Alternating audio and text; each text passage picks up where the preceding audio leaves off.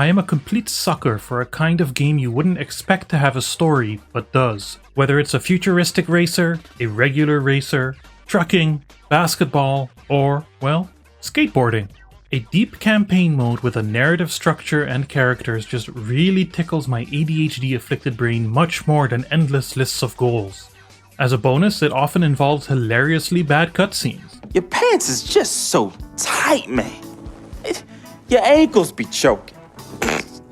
Air it out some. Usually this will be enough to carry me through all the way to the end of even a bad game. Not always though. Not always.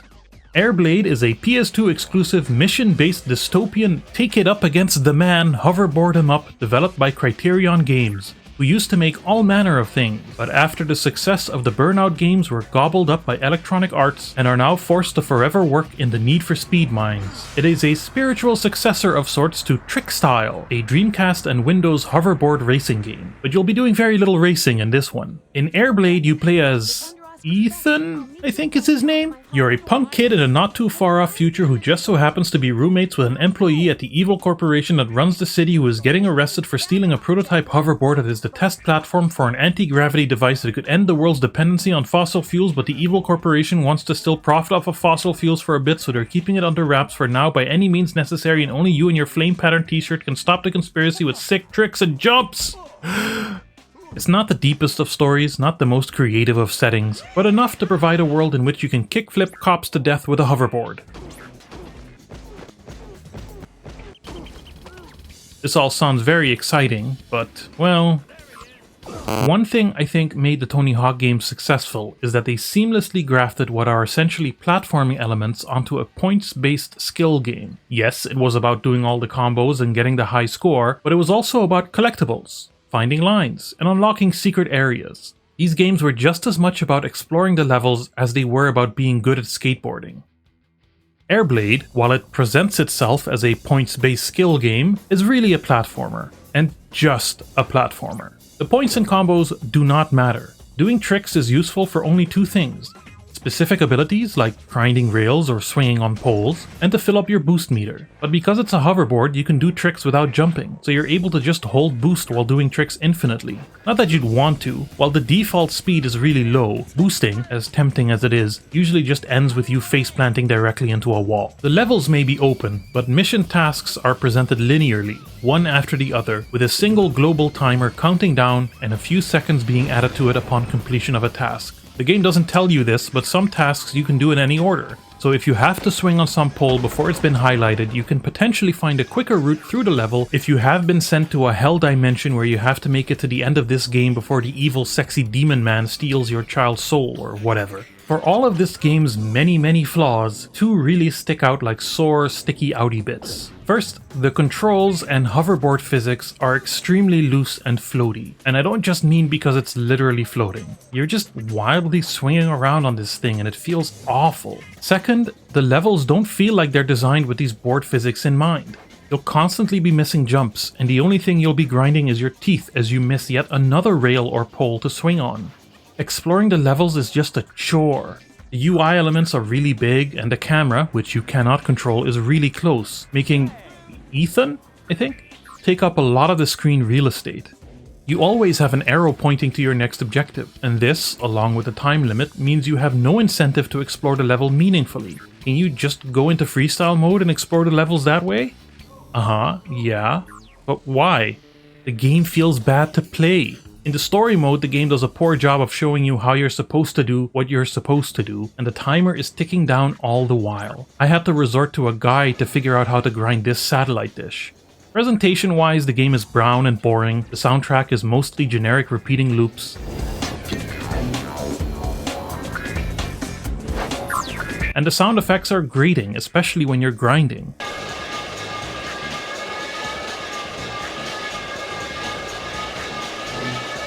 Also, AirBlade does nothing innovative with the concept of a hoverboard. You're never going anywhere or doing anything you couldn't do with a plank of wood with some wheels on it.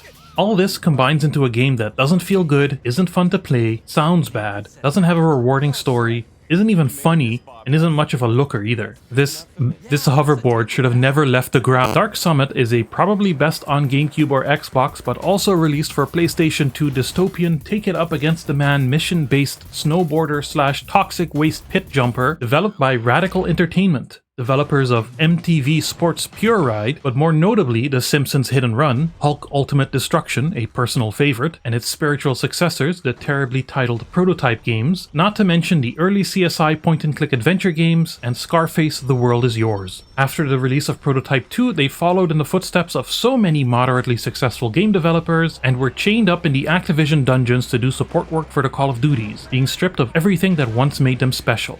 The story of Dark Summit, like almost everything else about it, is confusing and convoluted. The military has taken over an entire mountain ski resort because there may be alien technology buried under it or something, and has covered the entire thing with garbage and toxic waste, which the skiers don't seem to mind because, hey, gotta shred, bruh. But now the snowboarders are here, and they're a bunch of no-good punks here to cause trouble or something? I don't really get the distinction myself. I understand that snowboarding is presented as more extreme, but what really separates a dork on 2 planks from a dork on 1? You start off the game as Naya, a rat-tailed, pink-banged, semi-mute snowboarder with all the personality of a rat-tailed, pink-banged, semi-mute snowboard game protagonist.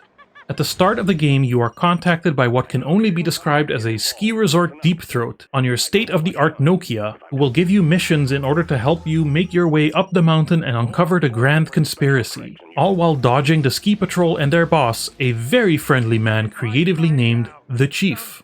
Dark Summit is an early example of a skiing or snowboarding game where all the levels are located on one mountain and connected to each other. Completing missions will give you lift points, which will gradually unlock more of the mountain until you make it all the way to the tippy top. The levels are huge, long, dense, and quite frankly bewildering. From the very beginning, the game just assaults your senses with stuff. Everything is in chaos. Your goals, the sounds, the way the mountain is littered with industrial garbage. Even when you have a mission, it's often hard to tell exactly what you need to do where, unless it's something relatively simple like do X amount of tricks. Most of the time, missions are triggered by passing through these colored gates, but sometimes they seemingly pop up out of nowhere. There's probably something that has triggered this, but I find it difficult to distinguish this from everything that's happening on screen at once. What are these green dots supposed to be? Do they lead to something? Is it related to the aliens? Do I avoid them? Follow them? I don't know! Why are there giant billboards with my face on them? They're not wanted posters, they look like promotional signs. They just have game art on them. Why are there so many outhouses in the middle of the track, and who keeps building these snowmen? Controls-wise, while you're on the snow, the game feels just fine.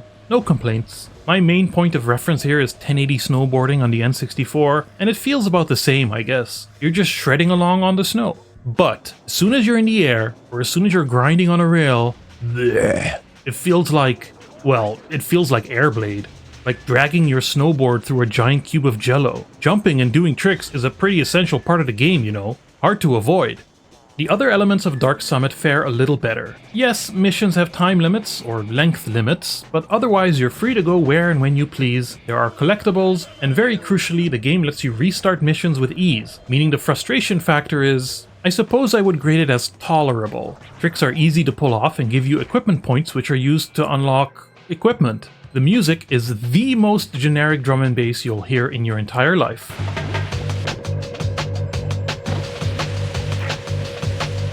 Sound effects are a bit grating, collectibles bleep a lot, there's constant chatter from the chief and the ski patrol,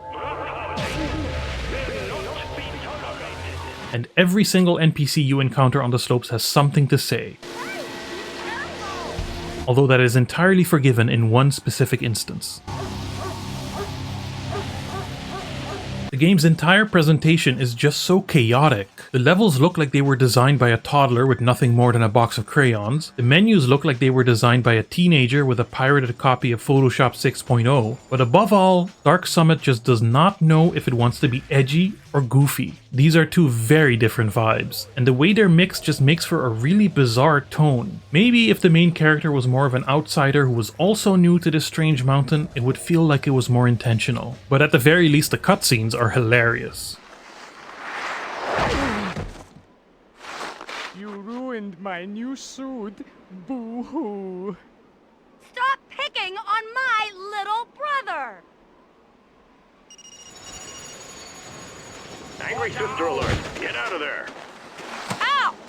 Both of these games are kind of trying to do the same thing. They take popular boarding genres of the time and use a weird setting and story mode to set themselves apart from the reigning champs, namely Tony Hawk and SSX. Maybe it would have worked if the underlying games were any good, although even then, the setting in AirBlade is still very video gamey in the most derogatory of ways, and I don't know if I'll ever be able to unravel what Dark Summit was trying to do.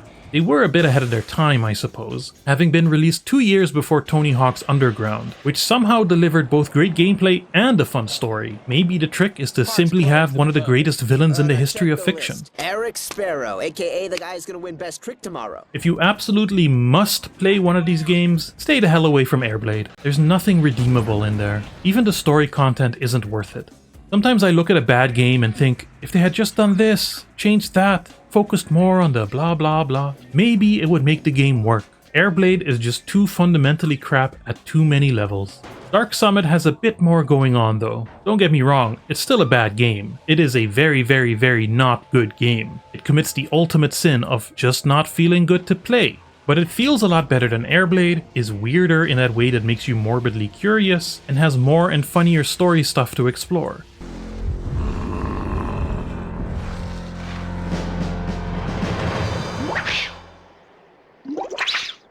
You're still better off looking up all the cutscenes on YouTube though.